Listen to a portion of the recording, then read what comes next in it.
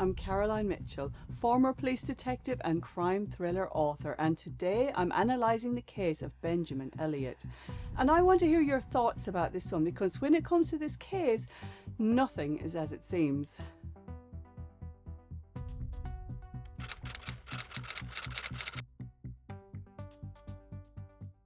So we go to Harris County, which is the most populated county in Texas and home to millions of people.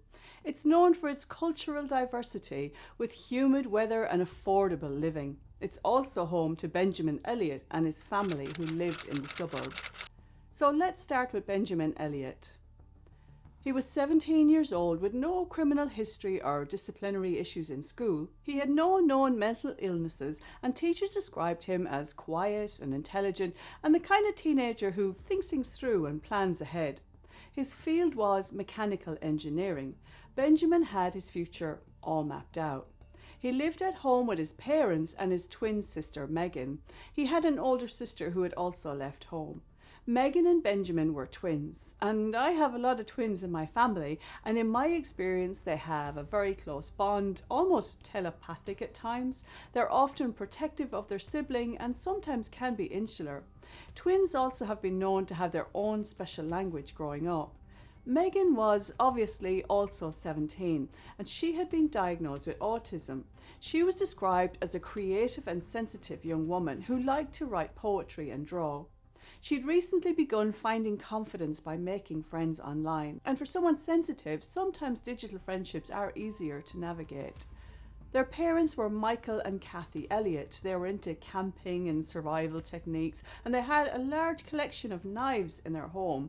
But there was no prior police involvement or domestic disturbance calls. They seemed to be quite a respectable, normal family, and there was no history of violence either. But then the call came. In the early hours of September the 29th, 2021, emergency services were dispatched to a home in Harris County after a 911 call from a 17-year-old boy whispering that he had just killed his sister. So when police arrived, there was no forced entry or sign of a break-in. And let me tell you, as a police officer, when you first approach a scene where there's been a potential murder, adrenaline is already flowing and you are very much on your guard. Because the person within the house, they could still be armed, and you honestly don't know what's waiting for you inside that door. And from the minutes you enter, you keep your escape route firmly in mind, because you only have the caller's word for it when it comes to what's actually happened, and you don't know their state of mind. They could have just committed murder, or this could be an ambush, or they could be in a frame of mind where they believe they had nothing left to lose. So your mind is racing as you go through potential scenarios, like perhaps it's an accident, or someone acted on impulse, or a mental health crisis, or it could be a stupid prank. All of this goes through your head. So when officers arrived to the home of Benjamin Elliott, it was still dark. While Benjamin was on the phone, the operator had already advised him to give his sister CPR and then wake his parents up. They were completely shocked by what followed. I mean, can you imagine it? 1 minute they're fast asleep, and the next, police are at the door, their family completely torn apart. Inside a bedroom, police found Benjamin's twin sister. She was being given CPR by her brother, and she was dead. There was no sign of a struggle throughout the house, though. No overturned furniture, nothing to suggest that a fight had taken place, and that would have been an eerie scene. So what they got was containment, with the murder weapon present. And such containment tells investigators that whatever happened, it was short and decisive. The weapon used was a knife from inside the home, a military-style survival knife that Benjamin Elliott had been given earlier that same day by his dad. They'd been watching a violent video game that featured the same knife. Benjamin later said he'd been enamored by the weapon. When his dad gave him the knife, he kept it next to his bed. The crime scene itself raised questions almost instantly. Now I'm going to talk a little bit about the injury, so if you prefer not to hear it, you can skip ahead for a minute. Benjamin told the police that he had stabbed his sister once, but Meghan had been stabbed twice deep in the neck, and one of those wounds would have severed the carotid artery and the jugular vein. And that is a purposeful, catastrophic injury. This is not someone messing around. And neck wounds don't behave like wounds elsewhere in the body. If a blade is withdrawn while the heart is still pumping, believe me, the blood does not spray neat. It sprays a lot. And it leaves patterns on walls, floors, bedding, clothing, as well as the perpetrator of the attack. I've seen it firsthand, and not to be too detailed, but it goes everywhere, even on the ceiling, because the heart is pumping and that's a powerful force. But in this room there was no blood splatter on the walls, which means no arterial spray. And that's because the majority of the blood was absorbed into a pillow. And that tells us that the pillow was already in place when the knife was withdrawn. But all along, Benjamin said that he thought he was dreaming when he stabbed his sister, then woke up just after the stabbing, put the knife down and put a pillow over her head to stop the bleeding. This did not tie in with the evidence at the scene, which said that the pillow was already in place. So there was no sign of a prolonged struggle and nothing to indicate that Meghan had left her bed. From the very beginning, this wasn't a case about who was responsible for the attack. Her brother had literally admitted everything over the phone. The big question was, why? This was to be the investigators' biggest challenge. For police, motive is how you prove intent, but without intent, the entire case rests on interpretation. In this house, in this quiet suburb with 2 teenagers and sleeping parents upstairs, police were faced with a question. Was this an act of conscious violence or something else entirely? In interviews, Benjamin consistently described Meghan as his closest friend. There was no rivalry or resentment or recent arguments from what he said. Detectives tested that by asking the same question in different ways. They asked again and again in interviews because nothing made sense. Were there any fights? Was there any tension? Anything at all? But it did come to light that Benjamin described his sister as having depressive episodes. Meghan had a smaller frame than her brother. She was in bed at the time of the attack. Michael and Kathy Elliott were completely devastated by this, but defended their son instantly, believing that he had been sleepwalking or asleep at the time of the attack. Police look closely at parents in cases like this because families sometimes conceal conflict without even realizing it, but nothing emerged. It also seemed that there had been no warning signs. By all outward accounts, it was a stable family. Because when you line these people up, like Benjamin, Meghan, their parents, nothing fits the pattern that you'd expect to see in a domestic homicide. So investigators were under pressure to nail down Benjamin's motive. You might say he's already admitted it, but people have been known to backtrack later on. He was interviewed without a solicitor present, something he most likely came to regret later on. Benjamin's demeanour became central to the case very quickly. He was calm and controlled, not the behaviour of someone who's just murdered their twin, the person that they should be closest to in the world. He answered questions politely, he spoke clearly and didn't lash out.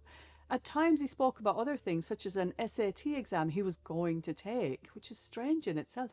He'd just been arrested for murder. But as strange as this looks, it's not always all that unusual for people in shock, because your mind is trying to protect itself, and it's easier to talk about safe topics that won't cause you anxiety. You might expect hysteria, but police know better, because as I said, he could have been in shock. Having said that, such controlled, prolonged behaviour still can make detectives cautious. By the end of the first day, police were trying to understand what kind of person they were dealing with. Well, this case pivots on a very small window of time. The night before Meghan Elliott died was, by all accounts, ordinary. Benjamin spent the evening at home with his father playing a violent video game, and I've had a look at it, and it's a pretty hardcore zombie survival game. It featured a military-style survival knife. His father recognized the knife and he went to retrieve a similar one from his own collection. Benjamin kept the knife in his room. Did he look at the knife as a camping tool or something different? Now, I don't believe violent video games actually cause people to commit murder. If that was the case, there'd be a lot less of us out there. But perhaps it triggered something in Benjamin that night, either consciously or subconsciously. Benjamin went to bed, but he didn't sleep straight away. phone records show him scrolling online for hours. And at 4:17 a.m., all cell phone activity stopped. And that matters because the next recorded action involving that phone came just 24 short minutes later. And during that time, he attacked his sister. At 4:41 a.m., Benjamin Elliott dialed 911 and he said, "I just killed my sister." Police listen very carefully to how people speak in those first few seconds. And he's whispering because his parents are still asleep. Benjamin follows instructions and he attempts CPR. He answers questions when asked if anyone else is in the house, and he acknowledges his parents, but still doesn't go to wake them immediately himself. Most likely because he's avoiding the fallout of what he's just done. When officers and paramedics arrive, Benjamin is still performing CPR, but Meghan has no pulse and was said to have looked grey.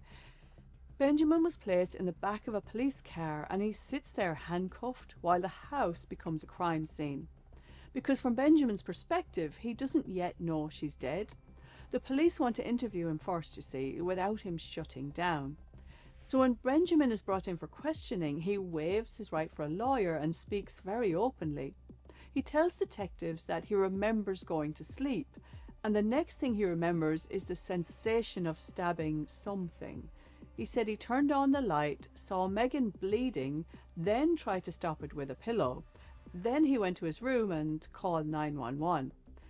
And this is where the case begins to fracture, because for most children, when something really devastating happens, the first things they want is their mum or their dad, their parents, to take control. But he didn't do that. He walked into his own room and he called the police without letting them know. And forensic evidence also shows that Meghan was stabbed twice. Now, given his defense was sleepwalking, you might think he wasn't fully aware, but it's the blood splatter that stands out for me. Because it's what he said about the pillow, and it seems like it's a lie. Because it's much more likely that he placed the pillow over her head to muffle any screams rather than to stem the blood flow. At one point in the interview room, when asked where his phone is, Benjamin responds, "At the crime scene. Not in my room and not in my house." And to trained ears, language like that doesn't go unnoticed, and it makes you wonder if he'd practiced it out in his head beforehand. Police also noticed that Benjamin describes his sister's mental health struggles, and that is something that prosecutors would later interpret as a possible undercurrent of tension. Benjamin, after being arrested, continues to ask if Meghan is okay, but detectives deflect. But eventually, hours into the interview, he is told the truth, that she didn't make it. Benjamin goes quiet. In most homicide cases, the aftermath follows a familiar path. Well, you have arrest, charge, motive, trial, but this case did not cooperate with that. Because once the initial shock faded, investigators were left with a problem that they couldn't ignore. There was still no motive, no why, nothing that explains why a 17-year-old would walk into his twin sister's bedroom and kill her in her sleep. And when motive just refuses to surface, police have to consider something else. Not innocence, but in this case, perhaps incapacity. After several days on suicide watch, Benjamin Elliott was released on bail. His parents were waiting. And I can't imagine how it would feel to live with someone who is potentially capable of murdering you in your sleep. And how could they properly grieve for the loss of their daughter after the horrors of what had taken place, and then take their son and hug him after what he had done? It's said that Benjamin himself was too frightened to go to sleep. Now, sleepwalking is common. Violent sleepwalking, however, is thankfully rare. Experts were brought into court. One expert totally supported Benjamin's defense and they did sleep tests with him, but the other didn't. So the first expert, Simmons, observed how quickly Benjamin entered non-REM, that is slow wave sleep. That's the state of sleep where sleepwalking occurs. In Benjamin's case, it happened after just a few minutes after falling asleep, which meant the gap in his phone activity stopping and the 911 call could plausibly contain a sleep episode, and he could have been telling the truth. Simmons also uncovered a family history of sleepwalking, not his parents' mind, but extended relatives. From a neurological standpoint, that may increase the likelihood. There were previous episodes of Benjamin sleepwalking and even eating a donut in his sleep. Benjamin said he woke during the act, not before it. That's when he was stabbing his sister. But the prosecution's expert did not accept that. Dr. Mark Pressman argued that sleepwalkers do not perform complex actions like unsheathing a knife. He said that wouldn't have been easy to do. And they do not recall sensations as Benjamin had described. And that they certainly do not regain awareness as quickly as Benjamin appeared to. To Pressman, this wasn't the parasomnia that they were saying it was awareness. And then the justice system had to choose which expert they believed. The case went to trial after Benjamin rejected a plea deal, and he was later convicted of murder, and I believe, in my opinion, this was the right decision. But it was a very low sentence of just 15 years, and he won't serve all that time. So what's my opinion on this case? I think had he not had the wholehearted support of his family, the sentence would have been longer. I think there may have been something low-lying at the back of Benjamin's mind. That night, he didn't think normally, like the version of himself that he presented to the world. Something clicked within him. He could have acted on impulse, encouraged by the game, the violence, and the knife. Maybe he wanted to know what it was like to kill someone for real, and maybe he just didn't have a lot of empathy for his twin. Because these weren't random stab wounds, these were meant to kill. Now, this is just conjecture. I don't know for sure what happened, and yeah, there is still a chance that his defense could be right, but in my mind, it's something darker. He could have spent those hours while he was scrolling working out a defense. He knew that he'd sleepwalked in the past, and perhaps he thought if he was really cooperative with the police that it would make a good defense. Had he thought about it for longer, perhaps common sense would have kicked in. That's why I think it was more of an impulse act. It's such a waste of two lives. Even recently when he was interviewed, his behaviour seemed so flat and emotionally distant as he talked about his sister and saying that he wasn't to blame. And it's not the first time a teenager has committed such crimes and murdered members of his own family. It's just so shocking when it happens, and you can't help but feel for his family who have lost not just one child but two. So what do you think about this case? It's such a tragedy for Meghan, and as the prosecutor said, you never know what goes on behind closed doors. And it does feel like everyone has been so focused on Benjamin that Meghan just didn't get the attention that she deserved. She was a girl who went to sleep and never woke up. If you found this case interesting, please subscribe so you don't miss out on future episodes. This episode is a tighter, more focused breakdown. I'm keeping my videos punchy for now so I can deliver the strongest cases consistently, but longer deep dives are coming as the channel grows. And please don't have nightmares. Crimes like these are mercifully rare. It's why they get so much attention in the first place. So thank you for joining me, and until next time, bye bye.